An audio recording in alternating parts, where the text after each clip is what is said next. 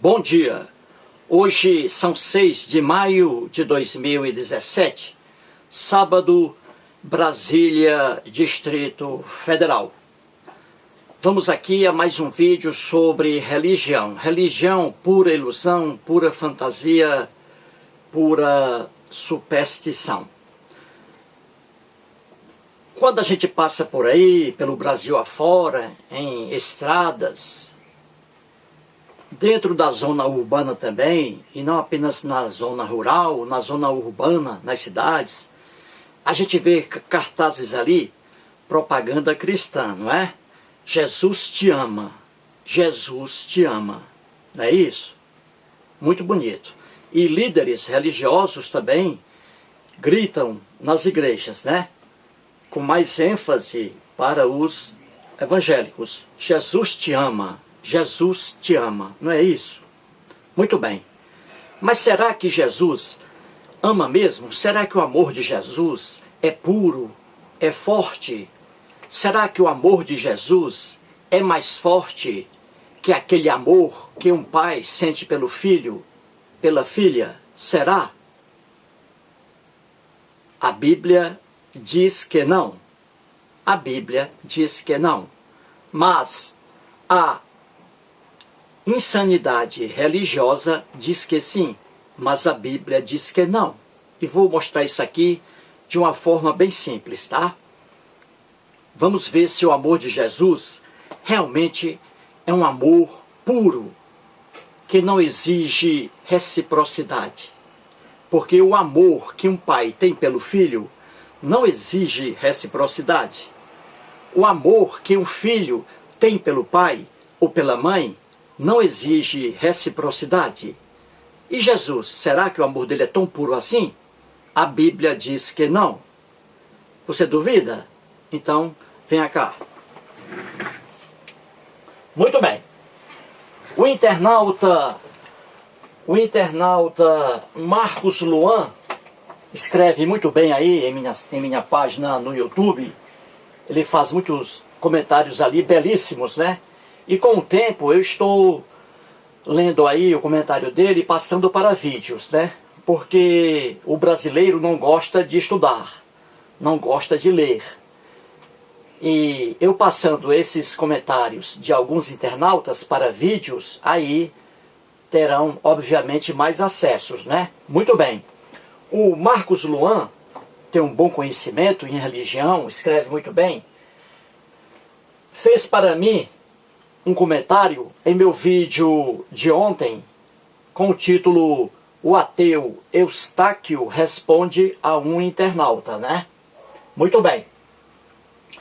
E nesse comentário do Luan, na parte final dele, bem no final, o Luan escreve assim, veja: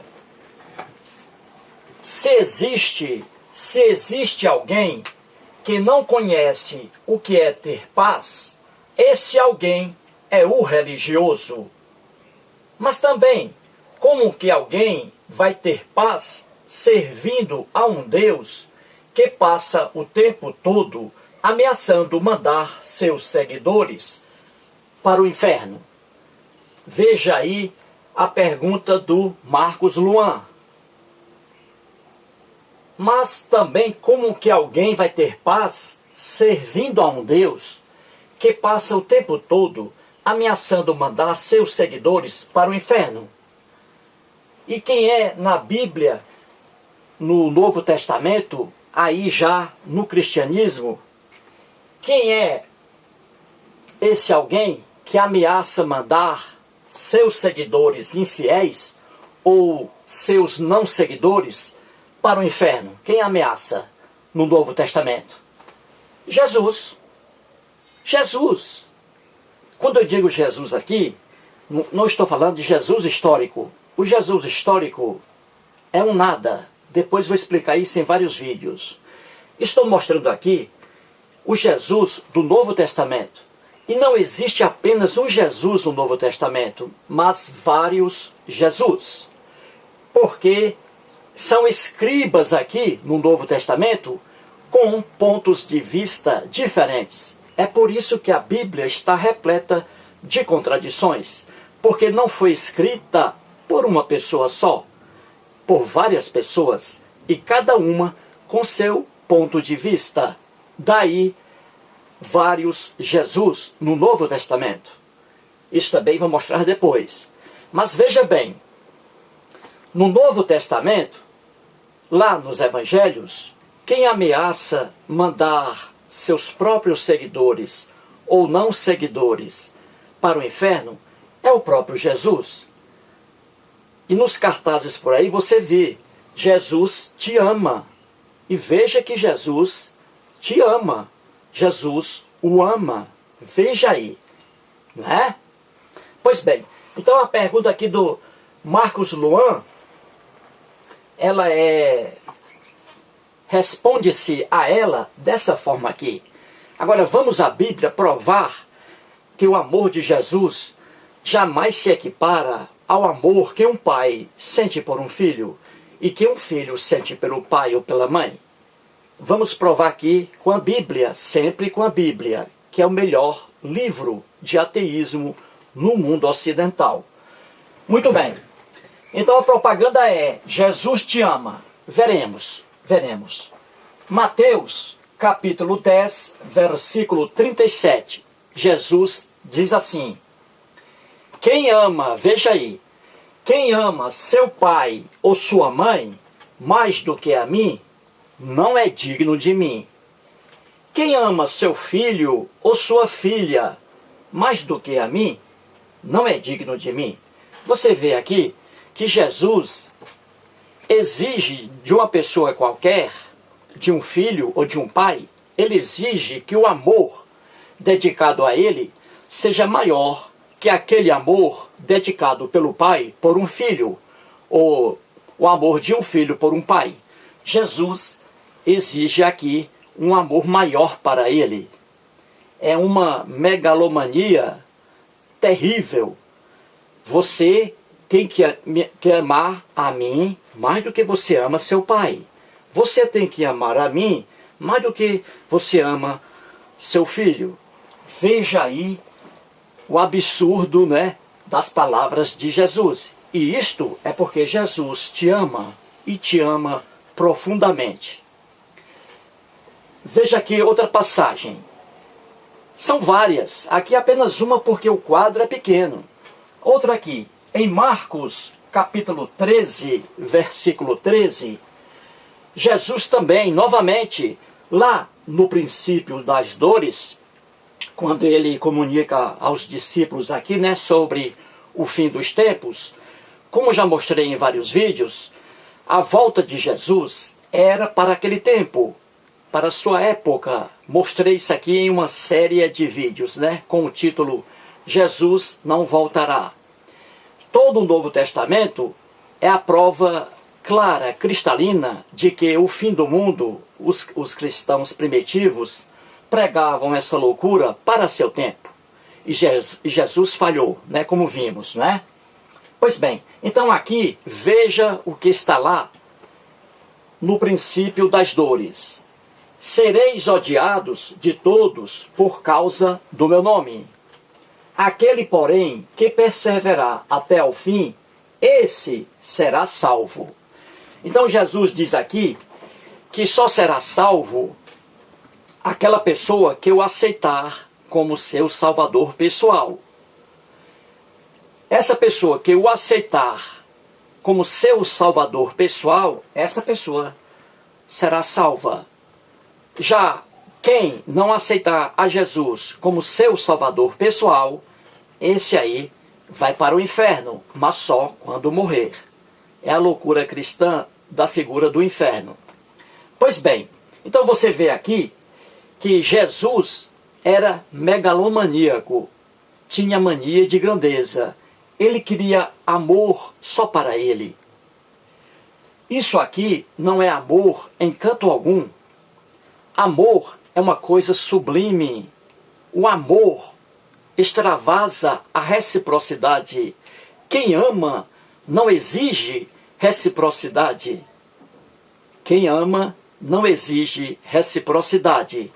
Antes aqui, veja outra coisa, como os cristãos são criativos. Jesus pregava o fim do mundo para seu tempo, como já mostrei aqui, né? Isso em todo o Novo Testamento. Agora veja como os cristãos são criativos. Líderes religiosos enganam os pobres fiéis. Veja aqui: sereis odiados de todos por causa do meu nome. Então, líderes religiosos pegam essa passagem aqui e dizem nas igrejas que isso aqui é uma profecia que está sendo cumprida hoje. A gente vê por aí, principalmente na Ásia, principalmente no Oriente Médio, naquela região própria da Bíblia, a gente vê ali cristãos, hoje, ano 2017, cristãos perseguidos, né? Cristãos barbaramente mortos por outros religiosos e não por ateus. Então você vê o sofrimento de alguns cristãos, hoje ainda, ano 2017, em áreas restritas, áreas reservadas. Não é isso? Tivemos agora cristãos cóptas no Egito, né, que foram mortos ali. Por quem? Por ateus? Não, por religiosos. São religiosos matando religiosos. Pois bem, então essa perseguição a alguns cristãos em áreas restritas do planeta Terra, essa perseguição aí hoje é quase nada em relação à perseguição aos cristãos na época aqui do Novo Testamento. Sempre digo que para entender a Bíblia é preciso conhecer os costumes da região em que a Bíblia foi escrita. Época, tem que conhecer isso aí. Se não conhecer, você será facilmente enganado. É fácil explicar o que está na Bíblia. É preciso que você estude a sociologia bíblica, o mundo naquela época, os costumes daquele povo. Quando está escrito aqui, sereis odiados de todos por causa do meu nome, isso aqui era para o tempo de Jesus, em que os cristãos ali, no início do cristianismo, os cristãos sofriam perseguições terríveis. O próprio Jesus aqui, a figura de Jesus nos evangelhos, você vê Jesus sendo perseguidos ali por seus conterrâneos descontentes com seu discurso. Você vê judeus ali, isso dentro da literatura do Novo Testamento. Você vê Jesus ali correndo, escapando da fúria de alguns judeus. Você vê ali Jesus brigando com fariseus e saduceus. Isso aqui, os cristãos, sereis odiados de todos por causa do meu nome, não é para a época de hoje, e sim para a época aqui de Jesus. Porque aqui a perseguição aos cristãos era feroz. Hoje não. Aqui no Brasil, por exemplo, quem é que persegue os cristãos? Quem é que odeia os cristãos e praticam violência física contra os cristãos aqui no Brasil? Nada disso. Nada disso. E além do mais, sereis odiados de todos por causa do meu nome. Aqui os cristãos, no início do cristianismo, eles eram perseguidos. Só que a coisa aqui virou ao contrário. Quando, por exemplo, Constantino se converteu ao cristianismo. Quando ele se converteu ao cristianismo, a situação dos cristãos ficou boa. Porque antes da conversão de Constantino, os cristãos eram perseguidos. Depois da conversão de Constantino, aí os cristãos que eram perseguidos passaram a ser perseguidores. Daí você vê na história do cristianismo, né? Cristãos matando seres humanos, né? Temos ali com a Igreja Católica, né? Em maior grau, e também com os protestantes, não é? Cristãos matando seres humanos em nome do Deus aqui também da Bíblia. Tudo isso é história. Isso não chega ao conhecimento dos fiéis que frequentam igrejas, até porque, como a razão se afasta da religião, a razão se afasta da crença religiosa, como dizia Freud, os cristãos não percebem essa verdade. Quando eles leem isso aqui, sereis odiados de todos por causa do meu nome, eles pensam que é uma profecia bíblica que está sendo cumprida hoje, ano 2017. Como sempre digo, a Bíblia não é para o tempo de hoje, é para o tempo dela. Quando você abre a Bíblia, você está ali sendo transportado para umas sociedades muito antigas. Velho Testamento, 4.000 anos, 6.000 anos. Novo Testamento, 2.000 anos. Como dizia Freud, mais uma vez coloquei aqui o grande Freud, Sigmund Freud, em seu livro O Futuro de uma Ilusão, na página 89, ele diz aqui, bem claro, sabemos aproximadamente em que épocas e por quais homens as doutrinas religiosas foram criadas. É preciso que você entenda a doutrina cristã, porque sabemos em que época ela foi criada, elas foram criadas, as doutrinas cristãs. Sabemos em que épocas elas foram criadas e sabemos por quais homens elas foram também criadas. Portanto, aí, quando um cristão diz, Jesus te ama, esse amor aí não é verdadeiro. Porque Jesus vai mandar para o inferno dentro da fantasia da doutrina cristã que inferno nenhum existe. Que Jesus vai mandar para o inferno todas as pessoas que não o aceitarem como seu salvador pessoal. Isso não é amor, isso é doença, é ódio. Como eu digo, amor não exige reciprocidade. Um pai ama o filho e o pai não exige que o filho o ame. Um filho ama o pai e não exige que o pai o ame. O amor é uma coisa gratuita, é uma dádiva. O amor não exige reciprocidade. Já o amor de Jesus, não.